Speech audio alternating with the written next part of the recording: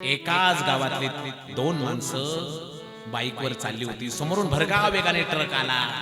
जागच्या जागेवर दोघांना उडवलं. एकाच गावातले असल्यामुळं एका स्मशानभूमीवर त्यांना जाळण्यात आलं. लोक अंतविधी करून घरी निघून गेली. दुसऱ्या दिवशी माणसं सावडायला आली. हो, सावडायला आलेल्या माणसांनी पाहिलं दोन्ही चितेच्या मध्ये एक साधू बसलाय. तो एकदा उजव्या बाजूला पाहतोय, एकदा डाव्या बाजूला पाहतोय, एकदा उजव्या बाजूला पाहतोय, एकदा डाव्या बाजूला पाहतोय.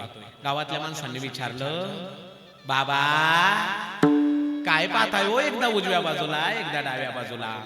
त्या साधूने सांगितलं, हा जो माझ्या उजव्या बाजूला आहे तो कोण आहे?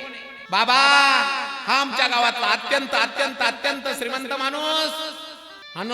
हा जो डाव्या हाताला येतो, बाबा हा आमच्या गावातला अत्यंत अत्यंत गरीब माणूस. बरं बरं बरं. हा श्रीमंत होता महाराज. श्रीमंत मग काय खात होता? बाबा का जुबा तमाशवार त्यांनी कधी काय खाल्लं? बरं. आणि जो हा गरीब होता तो, बाबा शिळ्या भाकरीश्वार त्याला कधी काय मिळालंच. बरं, तुम्ही मला विचारलंच ना, एकदा उजव्या बाजूला का पाहतोय, डाव्या बाजूला का पाहतोय? याच्यासाठी पाहतोय ज्याने आयुष्यभर काजू बदाम खाल्ले, अरे त्याची शेवटी राखच झाली. ज्याने शिळ्या भाकरी खाल्ल्या त्याची शेवटी राखच झाली. आयुष्याच्या शेवटी जर राखच होणार असेल तर का कुणाशी बांधायचं, का कुणावर जळायचं, का कुणावर हसायचं, का